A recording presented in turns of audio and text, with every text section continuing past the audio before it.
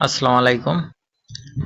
আইসিডিডিআরবির field attendant পদে আগের ভিডিওটিতে সাজেশন দিয়েছিলাম, তো আজকের কিছু সাজেশন আপনারা দেখে নিতে পারেন। আজকের প্রথম প্রশ্নটি হচ্ছে কয়েকটি পানিবাহিত রোগের নাম লিখো, যেমন টাইফয়েড, তারপর হচ্ছে কলেরা, ডায়রিয়া, তারপর হচ্ছে এইডস, এইচআইভি এর ফুল মিনিং কি, তারপর হচ্ছে আইসিডিডিআরবি এর ফুল মিনিং কি, এগুলো পড়ে নেবেন। তারপর হচ্ছে যক্ষ্মা রোগের লক্ষণ কি কি, এটা পরে নেবেন। যক্ষ্মা রোগ কোন ব্যাকটেরিয়ার কারণে হয়, এটা হচ্ছে মাইক্রোব্যাকটেরিয়াম টিউবারকুলোসিস। এগুলো আপনারা নেটে সার্চ দিয়ে দেখে নেবেন।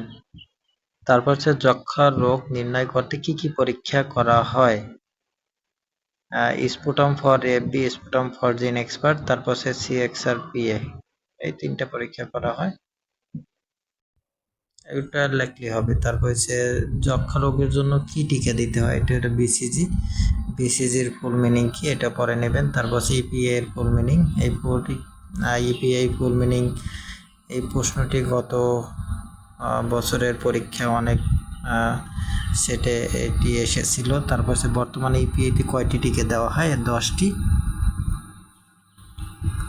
তারপর হচ্ছে যক্ষ্মা রোগ কিভাবে ছড়ায়, হাঁচি কাশির মাধ্যমে।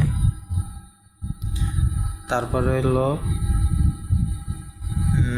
ডাব্লিউএইচওর সদর দপ্তর কোথায়, তারপর হচ্ছে ডাব্লিউএইচওর ফুল মিনিং কি। ডাব্লিউএইচওর সদর দপ্তর হচ্ছে জেনেভা, সুইজারল্যান্ডে। আর ফুল মিনিং হচ্ছে ওয়ার্ল্ড হেলথ অর্গানাইজেশন।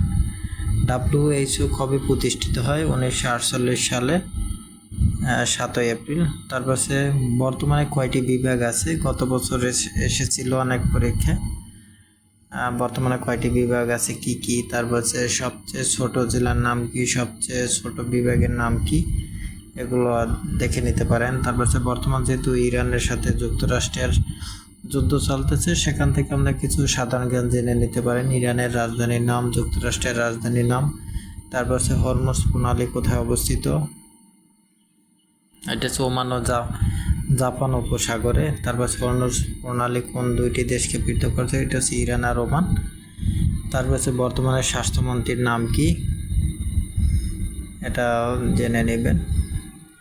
তারপর হচ্ছে সর্বশেষ বিভাগ কোনটি, এটা হচ্ছে ময়মনসিংহ। বড় বিভাগ কোনটি, ঢাকা। ঢাকা বিভাগে কয়টি জেলা আছে, 13টি।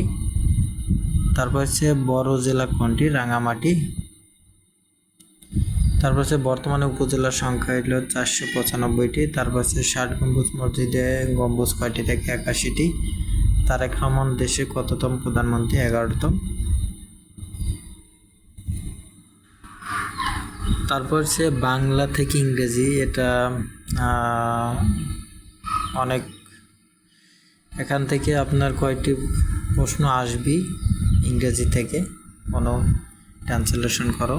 একটা হচ্ছে বাংলা থাকবে ইংরেজি করতে হবে, আবার ইংরেজি থাকবে বাংলা করতে হবে, এরকম। তারপর হচ্ছে সময় ও স্রোত কারোর জন্য অপেক্ষা করে না, এটা time and tide wait for none. তারপর হচ্ছে সে সকাল থেকে ঘুমাচ্ছে, he has been sleeping since morning.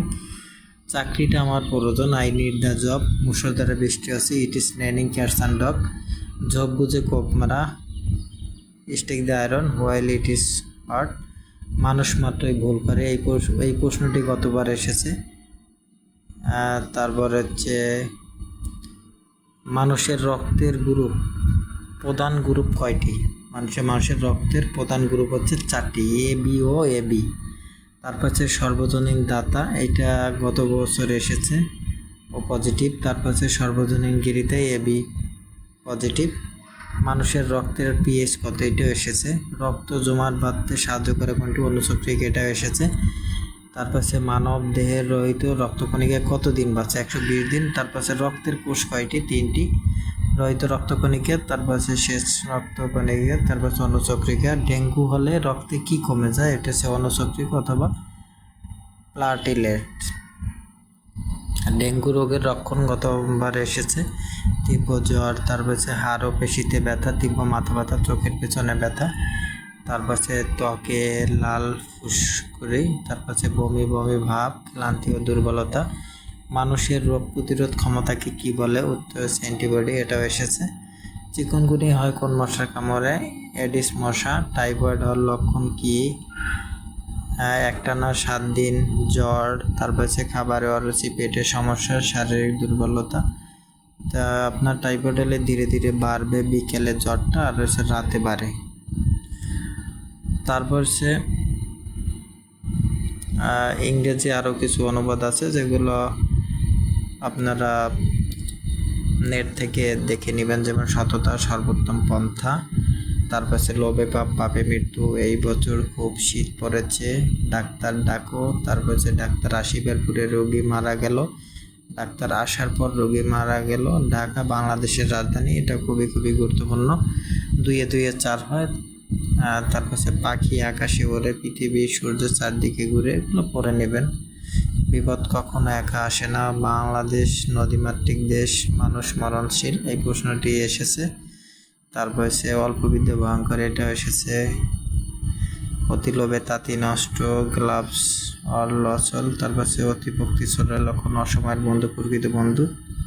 ইচ্ছা থাকলে উপায় হয়, এটাও এসেছে। এক হাতে তালি বাজে না, চকচক করলে শোনা হয় না, এটাও এসেছে। টাকায় টাকা আনে, বিপদ কখনো একা আসে না, প্রয়োজনে কোনো আইন মানে না। 10-এর লাঠি 1-এর বোঝা, যেমন কর্ম তেমন ফল, সময়ের 1 পর অসময় 10 পর। এই ট্রান্সলেশনগুলো আপনারা দেখে নেবেন। তারপর হচ্ছে ডেঙ্গু হয় কোন মশার কামড়ে? এটা হচ্ছে এডিস মশা, এটা খুব গুরুত্বপূর্ণ একটা প্রশ্ন। তারপর হচ্ছে ডেঙ্গু হলে আপনার কী কী পরীক্ষাগুলি? ডেঙ্গু এনেশন, তারপর হচ্ছে ডেঙ্গু আইজিএম আইজিজি, তারপর হচ্ছে সিবিসি। এই হলো প্রশ্ন। তারপর হচ্ছে আপনারা গণিত আসলে কিছু কিছু শতাংশের অঙ্ক দেখবেন, তারপর উৎপাদক দেখবেন।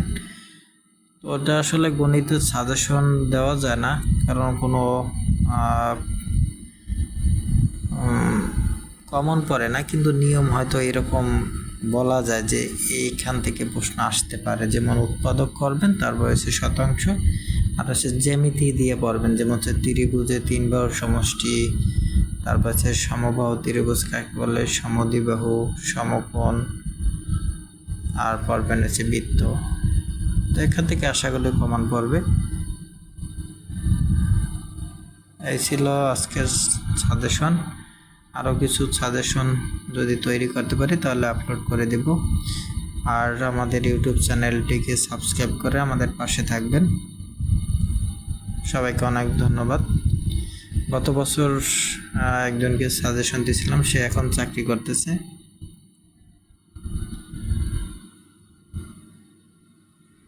ধন্যবাদ।